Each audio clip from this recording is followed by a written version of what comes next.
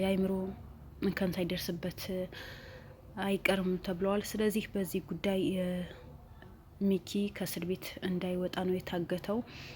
በዋስ መብት ቢወጣም የቁም እስረኛ ወይ የቤት እስረኛ ሆኖ እንዲቀር ነው እንጂ እንደ መጀመሪያ ስራው እንዳይቀጥል ነው የተደረገው። ምክንያቱም አበበ ጦስ ሆኖበታል። በጣም የሚከብድ ነገር አበበ ጦስ ሆኖበታል። እንደምታውቁት ሰሞኑ ደግሞ ብሩኬም በጣም ህመም ውስጥ ነበር። እንደምታውቁት መድኃኒቱ ደግሞ ብሩኬ ላይ የተደረገ መድኃኒትም ሉል አግኝቶት ነበር። ከዛ በኋላ ብሩኬም ቀጥታ ጠበል እንዲሄድ ነው ሉልን ያበረታታው ነበረው። ግን አሁን ያለበት ጤና ሁኔታ በጣም አሪፍ እንደሆነና ጥሩ ሁኔታ እንዳለ ነው የተናገረው ሉልን። ሁላችሁም የተጨነቃችሁ በሙሉ እንኳን ደስ አላችሁ።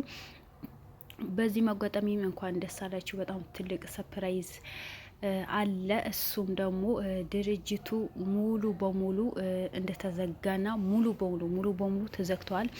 የአቤልም እናት እኔ በዚህ ድርጅት ላይ ምንም አይነት ነገር ልሳተፍም ሊይዘውም አልፈልግም፣ ስለዚህ ድርጅቱ ሙሉ በሙሉ መዘጋት አለበት፣ በእኔ ስም ብዙ ነገር የተሰራ ስለሆነ ምንም አይነት ነገር እኔ ልሳተፍም ምንም ላደርጋ ስለማልችል ድርጅቱ ይዘጋ ነው ያለችው። ስለዚህ ድርጅቱ ሙሉ በሙሉ ነው የተዘጋው።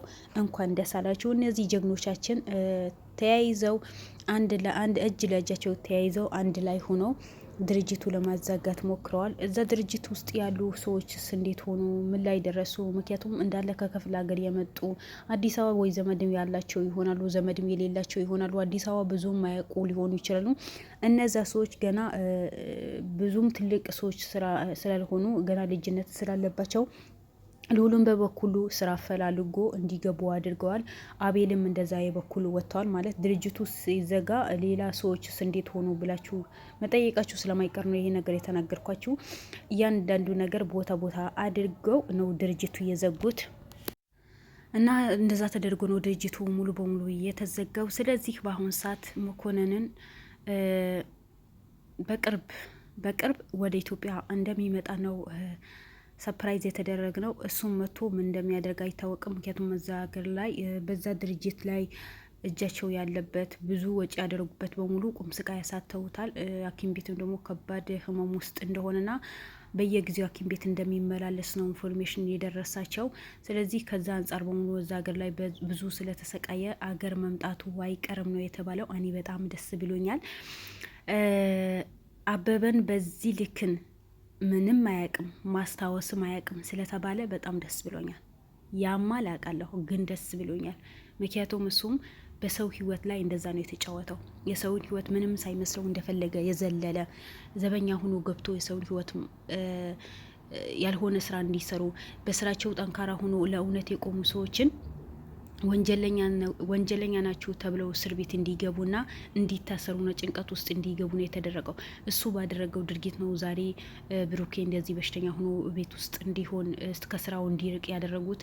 ሁለተኛ ደግሞ እሱ ባመጣው ጦስ ነው ያው ሚኪ እስር ቤት ገብቶ እስር ቤትን እንኳን በዋስ መብት እንዳይወጣ ነው የተደረገው። ምክንያቱም የእሱ ኬዝ በጣም ከባድ ስለሆነ ከጎማ አላወጣም። ማንነቱ ምንም የሚያውቀው ነገር የለም። ሰው ለይቶ አያውቅም ተብለዋል። ያ ነገር ደግሞ እስር ቤቱ ሊፈታው ነው ወይስ በዋስ እንዲወጣ ሊያደርጉ ፈቃደኛ አይደሉም ብሎ ነው የተናገረው። በዚህ ጉዳይ ላይ ደግሞ ልዑል በጣም አለቀሰ። ምክንያቱም እንደምታውቁት ሚኪ የልዑል የጀርባ አጥንቱ በሉት ሁሉ ነገር የሚያገለግለው ልዑል ቢታመም የሆነ ነገር ቢፈጠር ከካሜራ ማንነት እስካሁን እንኳን ከጎኑ ሆኖ የሚሰራ ጀግና ነው። ሀታ እናቱ በዛ ሰዓት ልጄ በዚህ ስራ ላይ አቆም መስራት የለብህም መተው አለብህ ስትለው ጊዜ መቼም ቢሆን ከዚህ ስራ አልወጣም፣ ለእውነት ምሰራና ብዙ እናቶችን እንባ የምናብስበት ስራ ስለሆነ ከዚህ ኬዝ አልወጣም ነው ያላት ነበረው። አሸናፊ በተያዘ ሰዓት እንደዛው ለምነዋለች፣ ግን አይሆንም ከዚህ ኬዝ መቼም አልወጣም ነው ያላት ነበረው። ዛሬ ግን እስር ቤት ሆነ። ማን ባመጣው ጦስ? አበበ ባመጣው ጦስ አምልጦ ተይዞ ነበር። መጀመሪያ ተያዘ፣ አመለጠ፣ ከዛ ሁለተኛ ተያዘ፣ አሁንም ሊያመልጥ ሙከራ። አያችሁ፣ ጦስ የሆኑ ሰዎች፣ ሁሌ ራስ ወዳጅ የሆኑ ሰዎች፣ ሁሌ ብራቸውን የሚመኩ ሰዎች የሰው ጦስ ነው የሚሆኑት። አንድ ቀን በስነ ስርዓት ሰው እንዳይኖር ነው የሚያደርጉት። በስነ ስርዓት ሰውን በሰላም እንዳይኖር ነው የሚያደርጉት። ለምን እንደሆነ አላውቅም። የሰውን ህይወት መጥፋቱ፣ ሰውን ማለት ስቃይ ውስጥ መግባት፣ ያልሆነ ነገር መግባት ለምን እንደሚያስደስታቸው አላውቅም። ምን ይደሰታል? ምን ይጠቀማል? አሁን እሱም በሽተኛ ሆኖ ፓራላይዝ ሆኖ ሚኪም እስር ቤት እንዲገባ ነው ያደረገው። የእሱ ፓራላይዝነት እኔ ምንም ያስጨንቀኝ ነገር የለም። ስራው ነው። የሰው ልጅ ስራው አይደለም የሚከፍለው? ስራው ከፍሎታል። በሰራ ነው ልክ እኮ ነው ፈጣሪ የሚከፍለን። በዘራ ነው ልክ እኮ ነው የምናጭደው። ግን የእሱ ጦስ ዛሬ የሚኪ ተርፈዋል። የእሱ ጦስ ዛሬ ብሩኬ ላይ ተርፈዋል።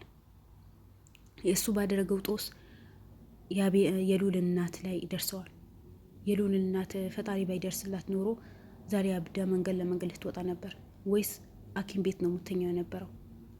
ለምን ልውልን አቤልን አገዘው? ለምን በዚህ ላይ ተጋግዘው ሰሩ? ለምን አልተጣሉ? ምክንያቱም እንደምታውቁት ከዚህ በፊት ልውልና አቤል ለማጣላት ሞክረው ነበር። ብዙ ነገር አድርገዋል። ልውልን ዶክሜንት በሙሉ በብር ገዛው፣ እሱ ቤት አስቀመጠ። ሙሉ ሻንጣ ተቀብሎ ነው ቤቱ ሲያስቀምጥ አይተናል። ሙሉ በሙሉ የሚያወራው በሙሉ ውሸት ነው ብሎ ከአቤል ጋር ሊያጣሉ ሆነ ብሎ ተነስተው ነበር። ግን ልውሉ በሳል ስለሆነ አስተዋይ ልጅ ስለሆነ ይሄ ነገር ከእውነት የራቀ ውሸት እንደሆነ እኔ እንደዚህ ነገር አላደርግም፣ ለአንተ ብዬ ስለፋ እንዴት ነው ዶክሜንት በሙሉ አንተ የሚጠቅሙት ነገር ተቀብዬ ብር ከፍዬ እኔ ከማስቀምጡ ጥቅሜ ምንድን ነው? ለአንተ ብዬ እኮ ነው ይሄ ኬዝ ውስጥ የገባሁት ብሎት ነበር። ግን በዛ ሰዓት አቤልም በጣም ስሜታዊ ስለሆነ ሊያምረው አልቻለም ነበር። ዛሬ ታርቀው እናቶቻቸው አስታርቀው እነሱም ጥሩ ስለንቦና ስላላቸው ከዛ ስሜት ወጥተው ዛሬ አንድ ላይ ሆኖ ተያይዘው ስለሰሩ ነው ዛሬ ድርጅቱ ሙሉ በሙሉ እንዲዘጋና እንዲበተን የተደረገው። ከምንም በላይ እኔ ሚኪም ቢታሰር ይፈታል። ምክንያቱም ከዚህ በፊት ኬዝ የለበትም፣ ምንም አይነት ኬዝ የለበትም አሉ። ምንም አይነት የተከፈተበት ኬዝም የለም፣ ክስም የለበትም። ሊፈታ ይችላል። ግን እኔ ከምንም በላይ ደስ ያለኝ ድርጅቱ ሙሉ በሙሉ መዘጋቱ ነው። ሙሉ በሙሉ መዘጋቱ ነው። አንድ የመኮንን መታመሙ ደስ ብሎኛል። ሁለት አበበ እንዲህ መሆኑ ደስ ብሎኛል። ሶስተኛ ደግሞ ድርጅቱ በመዘጋቱ በጣም ደስ ብሎኛል። መጥፎ ስራ የሚሰሩ ሰዎች በሙሉ እንደዚህ የእጃቸው ማግኘት አለባቸው፣ መቆየትም የለባቸው።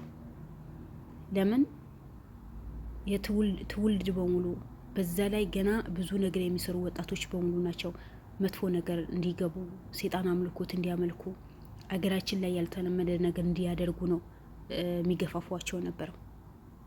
ስለዚህ የእነዚህ ሰዎች ምን አይነት ርህራሄ ነው የሚኖራል? የኢትዮጵያ እናቶችን ሰብስበው የኢትዮጵያ ወጣቶችን ሰብስበው ያልሆነ ነገር እንዲገቡ ያደረጉ ሰዎች ምን አይነት ርህራሄ ይኖረናል? እነሱስ መቼ ርህራሄና ጥሩ ስራ መስራት መቼ አስለምደው? አንድ ሰው ሲያስለምዳችሁ እኮ ነው እናንተ ለዛ ሰውን ደግሞ ጥሩ ነገር እንድትሰሩ የሚያደርጋችሁ። ግን እነሱ ትቢት ነው የሚያስተምሩት፣ እልህ ነው የሚያስተምሩት።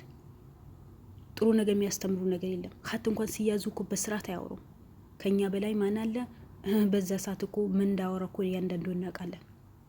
አሳስራቸዋለሁ፣ ብታሰር ለአንድ ቀን ነው። መኮንን አታውቁትም፣ ብር ከፍሎ ያወጣኛል። ከእኔ በላይ ማንም የለም፣ ከመኮንን በላይ ማንም የለም። የሰራ ነው ስራ አስደሳች ስራ ነው እንጂ ሰው የሚጎዳ ስራ አይደለም ብሎ ነው ያወራው ነበረው። ዛሬ እሺ ከኮማ መኮንን ለምን አላወጣው? የታላህ ብሎ ጠየቀው? ቼክ አደረገው? በፍጹም። የራሱ ጭንቀት ውስጥ ነው ያለው፣ ጭንቀት ውስጥ ነው የገባው። እና ሉሉም ሆነ አቤልም በሰራችሁ ስራ በጣም ነው ደስተኛ የሆንኩት። ባደረጋችሁት ነገር በጣም ደስተኛ ሆኛለሁ። በተለይ ከድርጅቱ ልጆቹ ወጣቶቹ መልሶ ጎዳን እንዳይወጡ፣ ያልሆነ ስራ እንዳይሰሩ፣ ስርቆት ውስጥ እንዳይገቡ እነሱን ይዛችሁ ወደ ስራ በማስገባታችሁ በጣም ደስተኛ ነው የሆንኩት። ይሄ ነገር መቀጠል አለባችሁ። እናንተ የምር ትችላላችሁ፣ ጀግና ናችሁ። እነዚህ ወንጀል የሰሩ ሰዎች በሙሉ ይበላቸው። ለምን ድብና ይሉ ምን አገባኝ? እነሱም እሱ ለምደው እሱ ፈልገው አይደለም እንዴ ሰውን ያልሆነ ውስጥ እንዲገቡ ያደረጉት ነበረው። ሰው ወንጀል ውስጥ እንዲገባ ያደረጉት ነበረው። አቤልን በዚህ ጉዳይ ላይ ወንጀል ውስጥ እንዲገባ ያደረጉት እኮ ሆነ ብለው እኮ ነው። ሆነ ብለው በቃ አቤል እንዲጎዳ፣ ከስራው በሙሉ እንዲወድ፣ መጥፎ ስራ እንዲሰራ፣ መጥፎ ስራ ሰራ ተብሎ እንዲታሰር ነው ያደረጉት ነበረው። ግን አላህም አላለውም። ሁሉ ነገር ከሽፎ ሁሉ ነገር ውሸት ሆኖ መጥፎ የሚሰራበት አቤል ላይ መጥፎ ሆኖ የታየን ነገር ዛሬ ጥሩ ሆኖ ተገኘ። ለምን መጥፎ የሚሰራበትና ወጣቶችን የሚረግፉበት ድርጅት ሙሉ በሙሉ ተዘግተዋል። አንዳንዴ በህይወታችን መጥፎ ሆኖ የሚመጣ ነገር ከጀርባው ለከጥሩ ነገር ይዞ ይመጣል የሚባለው እውነት ነው። ስለዚህ ድርጅቱ ለማዘጋት በቅተዋል። እናቱም ካለችበት ጭንቅ ካለችበት ወንጀል ውስጥ እንድትወጣ አድርገዋታል አይደል? እና በጣም ደስ የሚል ነገር ነው። በርቱልን፣ ትችላላችሁ። ጉዞ ወደፊት እንጂ ወደ ኋላ የሚባል ነገር የለም። አሁንም መኮንን መቶ ቅርታን ጠይቋችሁ እስር ቤት እንደሚወረወር አልጠራጠርም። እሱም የእጁ ያገኛል። እናንተ ግን ሁሌ ነው አሸናፊ ነው የምትሆኑት። በቅርቡም ደግሞ ሚኪም ይወጣል፣ ብሩክም ይድናል። ደስታችሁ የምታሳልፉበት ጊዜ ቅርብ እንደሚሆን እርግጠኛ ነኝ። እናንተ ብቻ በመስራት ወደ ኋላ አትበሉ፣ በርቱ። እወዳችኋለሁ። ላይክ፣ ሼር፣ ሰብስክራይብ አድርጉ ውድ ቤተሰቦች። ሰላም አለይኩም ወራህመቱላሂ ወበረካቱ።